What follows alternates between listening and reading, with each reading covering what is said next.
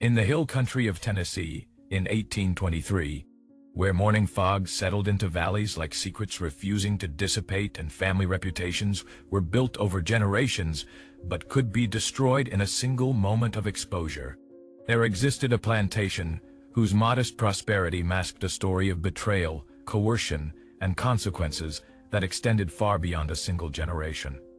The Langston estate, with its two-story frame house that fell short of the grandeur claimed by wealthier Virginia or South Carolina plantations, but represented significant standing in frontier Tennessee society, was known throughout Montgomery County as a respectable property, managed by people who honored their commitments and maintained appropriate social positions. What no one outside the plantation suspected was that, in the summer of 1823, Rebecca Langston faced a crisis that would force her to make choices revealing how completely slavery's absolute power could corrupt even those who claimed to abide by Christian morality and social propriety. When Rebecca discovered in June 1823 that she was pregnant with a child her husband could not possibly have fathered, she understood immediately that exposure meant social death for her family and likely violence directed at her lover who held no social standing that might protect him. The solution she devised over desperate weeks of secret planning was so cruel in its exploitation of enslaved people's powerlessness and so carefully calculated in its manipulation of slavery's racial logic that it would eventually destroy multiple lives while successfully preserving the lie Rebecca needed maintained. This is the account of how one woman's betrayal became one slave's nightmare, how a single act of desperate deception created generational trauma that persisted long after slavery itself ended, and how the absolute power masters held over enslaved people enabled not just economic exploitation,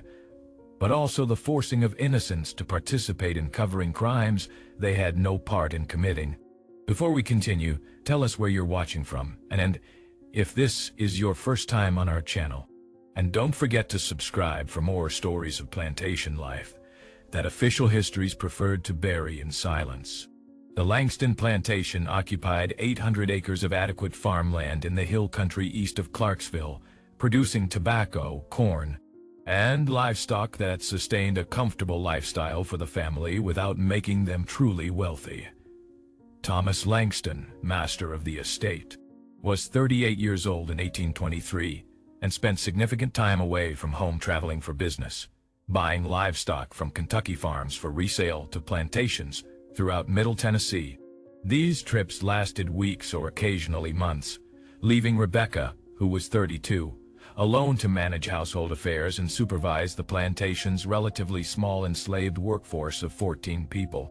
Rebecca Hayes had married Thomas Langston in 1815 when she was 24 and he was 30,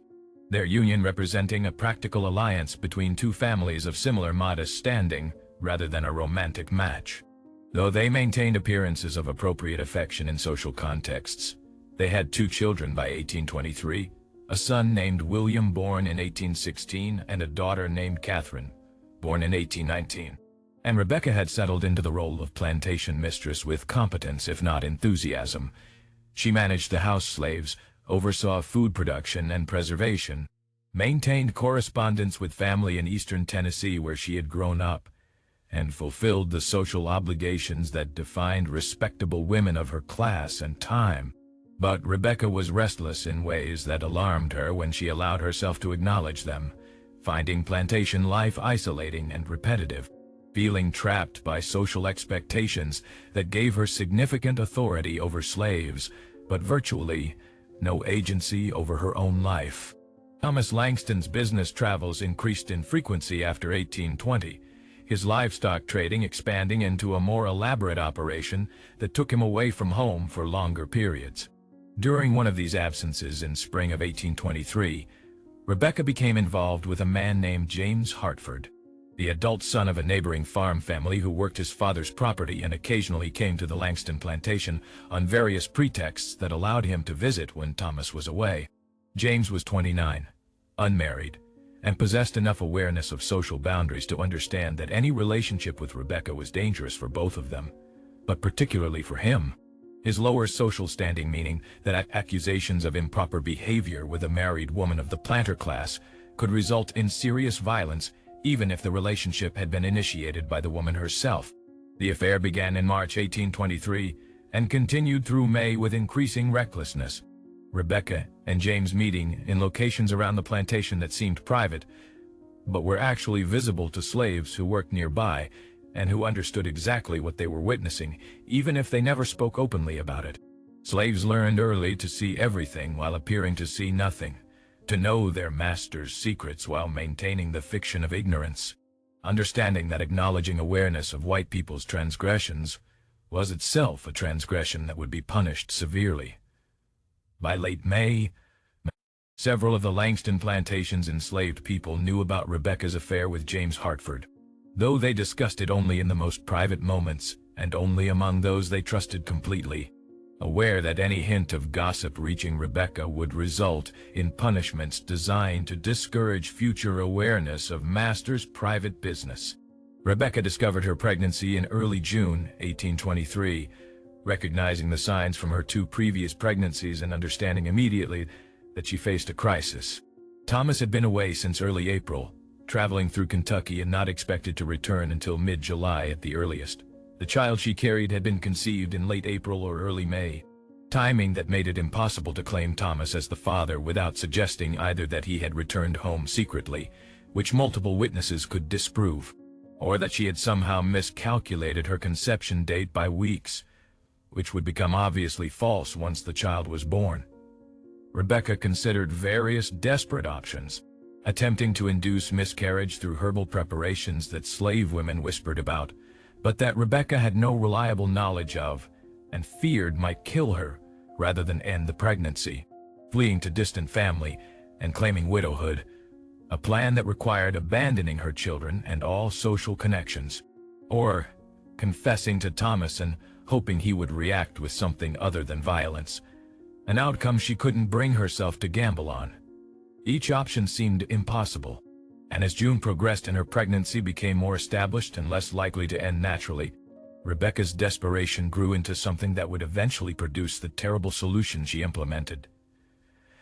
The idea came to her during a sleepless night in mid-June, a plan so audacious and cruel that Rebecca initially dismissed it as impossible, but which returned repeatedly over following days until she began seriously considering whether it might actually work. The plan required exploiting slavery's racial logic, specifically the assumption that any light-skinned child born to a white woman with a black father would be obviously mixed race from birth, but also the reality that many children's racial characteristics weren't immediately obvious in infancy and became clearer only as the child aged. If Rebecca could create a situation where she became pregnant again very quickly by a slave, while still in the early stages of her pregnancy with James Hartford's child, she might be able to claim confusion about conception dates and timing, suggesting that what appeared to be an early birth was actually a full-term pregnancy from the later encounter. More importantly, if the second pregnancy could be clearly attributed to forced encounter with a slave, Rebecca could play the victim, transforming her betrayal of Thomas into an assault that she had suffered,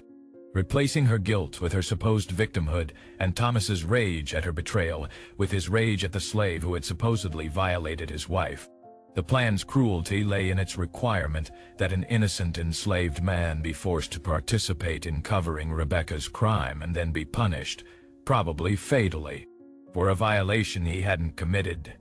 and had been coerced into performing. Rebecca spent days working through the logistics,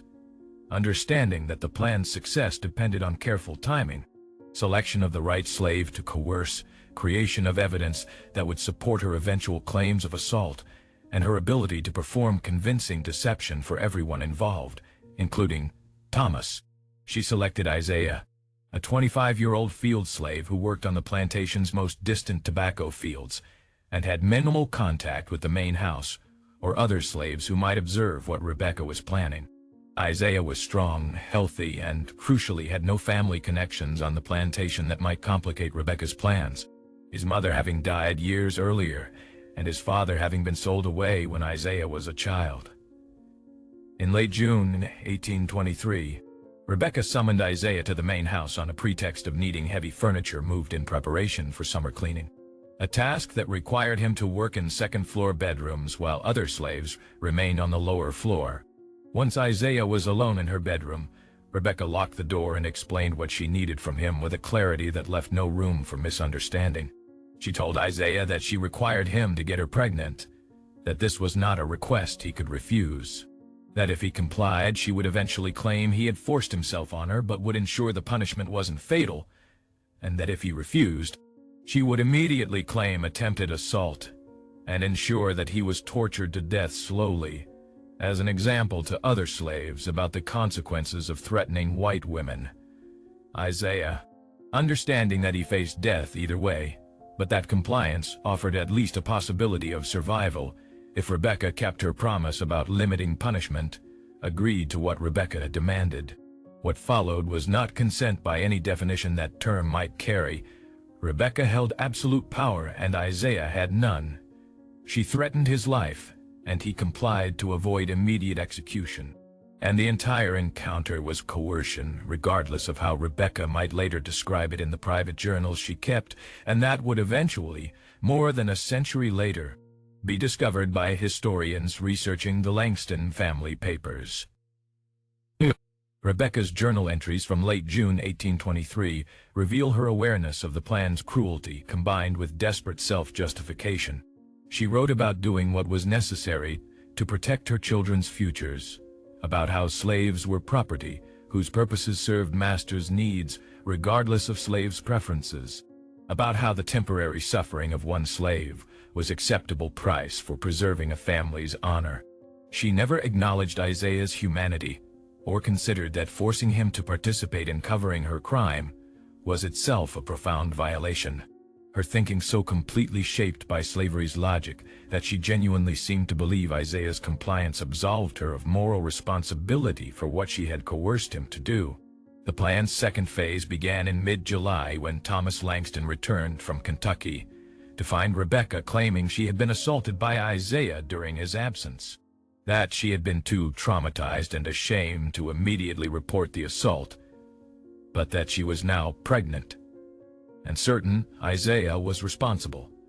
Rebecca's performance was carefully calibrated, combining appropriate distress with enough composure to be believable, acknowledging shame while insisting on the assault's reality, providing details that made the story seem credible while avoiding specifics that might later prove contradictory. Thomas's response was exactly what Rebecca had anticipated: rage at Isaiah combined with protective anger toward Rebecca. Immediate acceptance of her story because the alternative, that his wife had been unfaithful, was unthinkable for a man of his position and pride. Thomas wanted Isaiah killed immediately,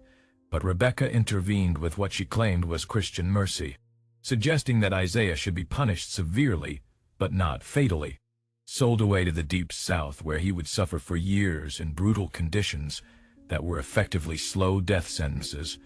but where the Langston family wouldn't bear the social complications of executing a slave on their own property. Thomas agreed to this plan, and Isaiah was beaten savagely by the overseer under Thomas's supervision. The beating public and conducted in front of all other plantation slaves as a demonstration of what happened to any slave who threatened white women. Isaiah survived the beating, but with injuries that left him permanently damaged. And within a week he was sold to a slave trader who specialized in supplying Mississippi and Louisiana plantations with slaves purchased from the Upper South. Isaiah disappeared into the Deep South's brutal cotton operations, and the Langston family resumed their lives believing that the crisis had been resolved and that their reputation remained intact. Rebecca gave birth in February 1824 to a daughter she named Sarah, and the child appeared white enough in infancy that no immediate questions arose about paternity. Thomas accepted Sarah as his child conceived during the assault, Rebecca had claimed. And neighbors who heard vague stories about an incident involving a slave the previous summer considered the matter settled and not appropriate for polite discussion. But Sarah's appearance changed as she aged, her features developing in ways that made her parentage increasingly questionable to anyone paying close attention. By age 3, Sarah had features and skin tone that suggested mixed ancestry, though not so obviously that casual observers necessarily noticed. By age 7, the evidence was clearer, and whispers began circulating among neighbors who had known the family for years and who could do calculations suggesting Sarah's conception hadn't occurred when Rebecca claimed. Thomas Langston began noticing by the time Sarah reached age 8 in 1832, and his growing suspicion that something wasn't right about his daughter's appearance led to confrontations with Rebecca that became increasingly tense and eventually revealed the truth Rebecca had successfully concealed for 9 years. The revelation that Sarah was not his child, combined with Rebecca's confession under pressure that she had been having an affair and had coerced Isaiah into participating in a cover-up that had resulted in an innocent man being beaten and sold away for a crime he hadn't committed, destroyed Thomas's trust in his wife and created a family crisis that would define the remaining decades of the Langston family's existence. Thomas could not divorce Rebecca without publicly acknowledging his daughter's illegitimate parentage and his wife's betrayal, either of which would destroy the family's social standing as completely as Rebecca's exposure would have done in 1823. Instead, he chose to maintain the public fiction that Sarah was his daughter, while privately treating both Rebecca and Sarah with contempt that made home life a continuous emotional torture for everyone involved. Rebecca was effectively imprisoned in her own home, Thomas forbidding her from leaving the plantation property without his explicit permission and ensuring that she understood her continued existence depended on maintaining the lie about Sarah's parentage. Sarah grew up understanding that something was deeply wrong with her position in the family. Her father's obvious rejection of her combining with her mother's desperate attempts to overcompensate for Thomas's coldness, creating a household dynamic that was toxic and psychologically devastating. By her teenage years, Sarah had pieced together enough of the truth to understand that her parentage was questionable, and by her early 20s she had extracted the full story from Rebecca during one of her mother's increasingly frequent episodes of what would now be recognized as depression, but which in the 1840s was simply called women's melancholy. Sarah learned that she was the product of her mother's affair, that an innocent enslaved man had been coerced into participating in covering up that affair, that the man had been beaten and sold away for a crime he hadn't committed, and that her entire existence represented a lie that had destroyed multiple lives to preserve her mother's reputation. The knowledge devastated Sarah, who had already struggled with her position in a family where she was clearly not fully accepted, and contributed to her decision to remain unmarried despite opportunities for marriage within their social circle. She spent her adult life caring for her aging parents, Thomas dying in 1856 and Rebecca lingering until 1864. And after Rebecca's death, Sarah began attempting to learn what had happened to Isaiah, the enslaved man whose life had been destroyed to cover the circumstances of her conception. Sarah's search for information about Isaiah continued for years, hindered by the chaos of the Civil War and Reconstruction, and by the fundamental difficulty of tracking enslaved people who had been sold through slave traders who kept minimal records. She never found definitive information about Isaiah's fate, though she did discover through plantation records in Mississippi that a slave matching his description had been purchased by a cotton operation in 1823 and had died there in 1831 at approximately age 33. His death attributed to fever, but occurring on a plantation known for mortality rates that suggested enslaved people were worked to death through brutal labor conditions that human bodies couldn't survive for extended periods. Sarah lived until 1889, spending her final decades in increasing isolation. Known in Montgomery County as an eccentric spinster who had never married and who occasionally spoke strangely about sins that needed to be acknowledged and debts that remained unpaid. When she died, she left behind a detailed letter explaining her parentage and her mother's deception,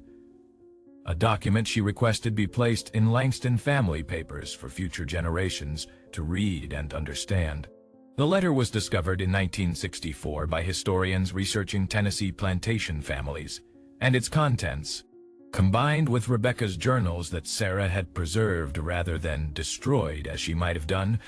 provided documentation of Rebecca's betrayal,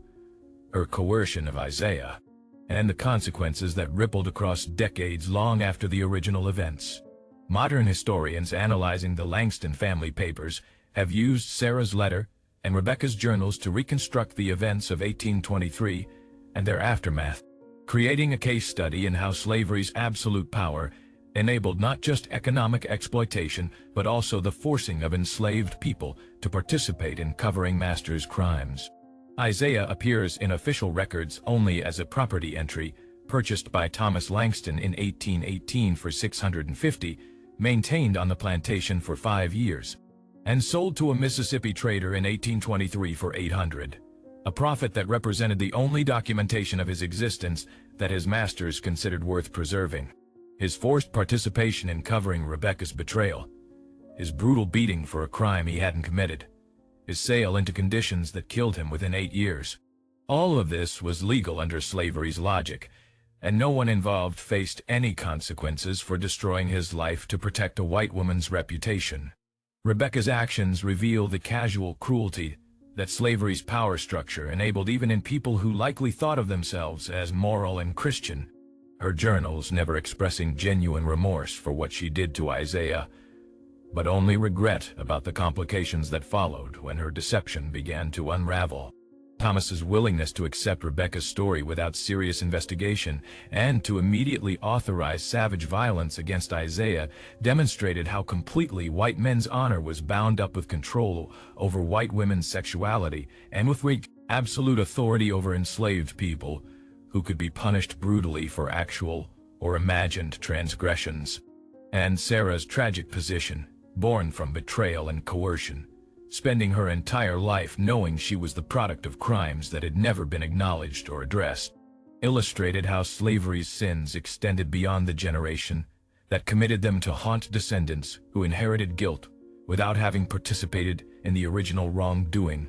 If this story revealed something about how slavery enabled crimes beyond economic exploitation, leave a comment telling us what aspect troubled you most. And if you want more stories that expose the hidden cruelties of plantation life that official histories preferred to sanitize or ignore entirely, subscribe now. These stories matter not just as history, but as evidence that systems granting absolute power over human beings will inevitably produce exploitation that extends far beyond the system's official purposes. That those with power will use enslaved people's powerlessness to cover their own crimes without facing consequences, and that the only protection against such systematic abuse is refusing to grant anyone absolute authority over another human being,